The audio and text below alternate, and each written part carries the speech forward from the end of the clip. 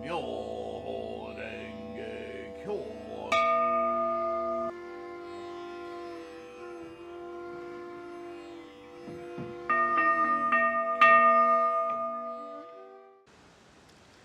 Namo Myoho Renge Kyo, Namo Myoho Renge Kyo, Namo Myoho Renge Kyo. Hi, how are you? I hope you're in good spirits and good health.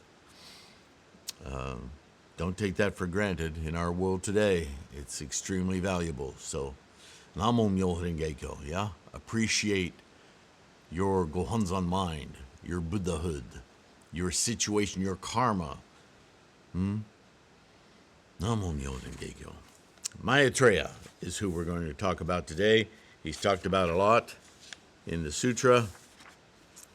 Maitreya, or Maitreya in Pali, also Maitreya Buddha or Maitreya Buddha, is regarded as the future Buddha of this world in Buddhist eschatology. As the fifth and final Buddha of the current Kalpa, Maitreya's teachings will be focused around re-establishing the Dharma, a vital concept in Hinduism, Buddhism, and Jainism. Not that those are equivalent, but Maitreya is a very large figure in the teachings of 5th, 6th century before the Christian era throughout India. In all branches of Buddhism, Maitreya Buddha is viewed as the direct successor of Gautama Buddha, or Buddha Shakyamuni, right?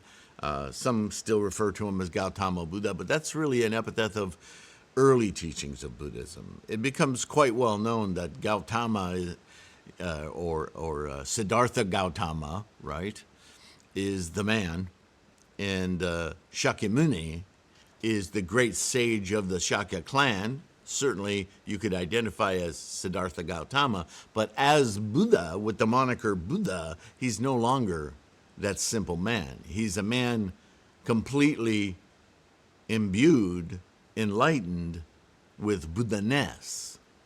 So to call him Buddha is to also call him Shakyamuni, not Gautama. That's kind of an oxymoron.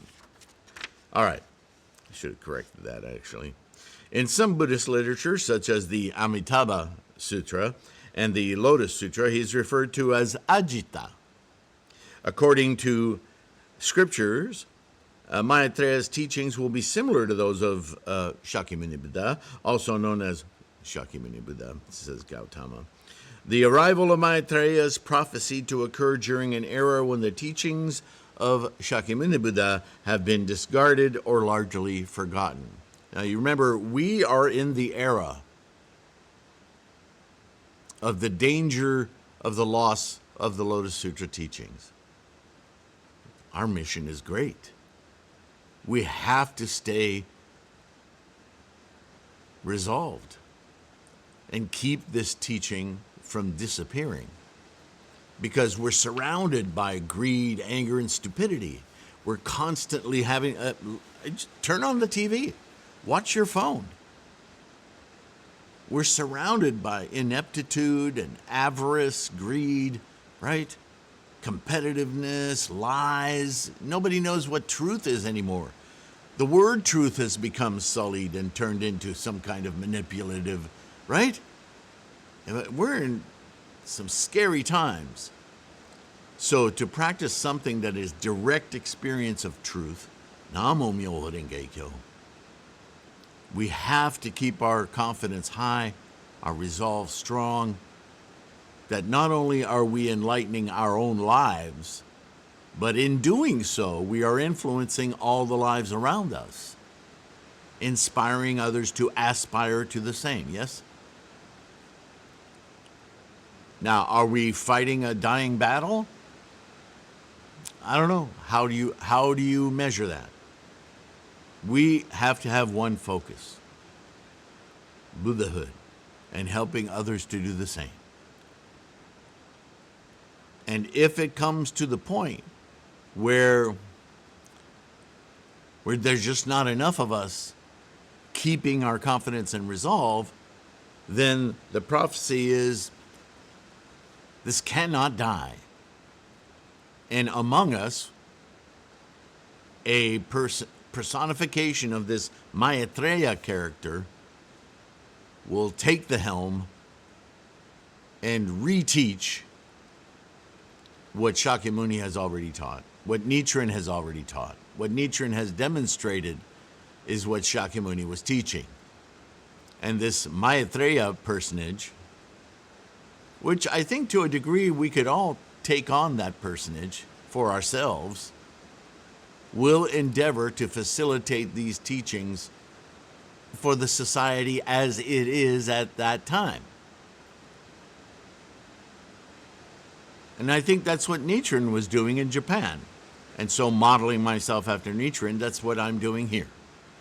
So I'm trying to make this language of Buddhism, the teaching of Buddhism, as direct and easily understood as possible without the influence of characters who would have you get magical and mystical about it because it's convenient for their power, their sect, their whatever. This is your practice. This is an individual practice. Whatever power and insight you get from it, it's all yours. I can't shoehorn enlightenment into you. I can't give you Buddhahood. No one can. This is a personal practice. That's why it's so critical that you understand it deeply enough to have your own insights so that your understanding becomes unshakable. Right? Just really know this. Like putting your hand in a flame will burn you. Just know it like that. Despite many religious figures and spiritual leaders claiming to be Maitreya throughout history, and we had one recently in Texas a couple decades back,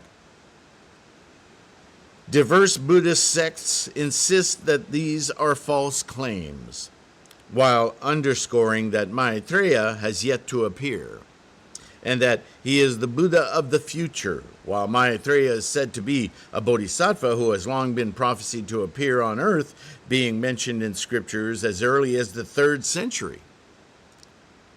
Traditional Buddhists believe that Maitreya at present resides in the Tushita heaven. Now understand, when they say traditional Buddhists, they're talking pre-Mahayana. Now, I wouldn't call them traditional Buddhists. I'd call them early students. On account of his enlightenment and his relinquishing any sense of personal self or ego, Maitreya is poised to teach self-realization as well as right action and right relationship, or the Dharma. Maitreya has also been employed in a millenarian role by many non-Buddhist philosophies and religions, such as Theosophy, the White Lotus, as well as modern new religious movements such as Yiguangdo. So, yeah, there's always going to be appropriation. How many times have I talked about that in the history of Buddhism? Yeah, Nichiren spends a great deal of time talking about the other 8 schools in Japan, the major schools, and about how they've manipulated teachings for their own political gain, for their own search for fame and fortune.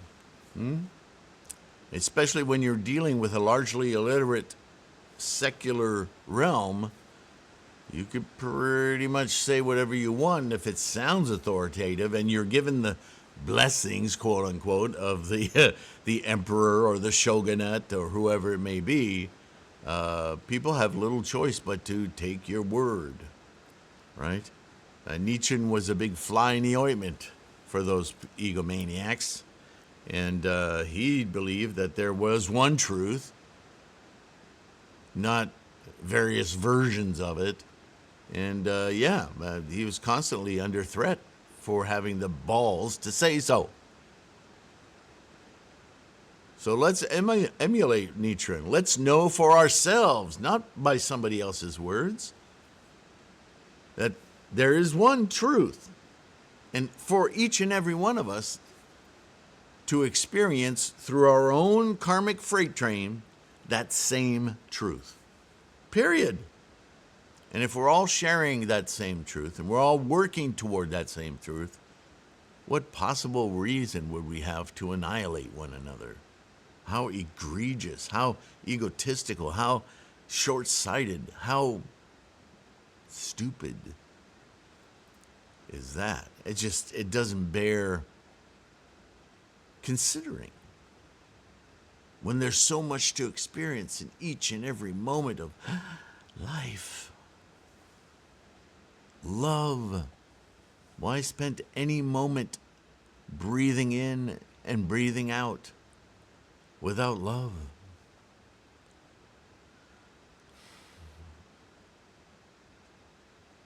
Thank you for listening. Thank you for your practice.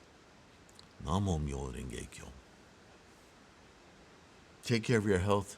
Please support this endeavor, this channel, these podcasts, the website. All the links are in the description. Become a patron. $1 a month, $3 a month, $5 a month, whatever. If you can't do that, it's okay. Like and subscribe. That's a Bodhisattva act. It helps grow the Sangha. And with my deep appreciation, please take care of your health. Stay strong in your practice. And I'll see you in the next one. Be there. Bye for now.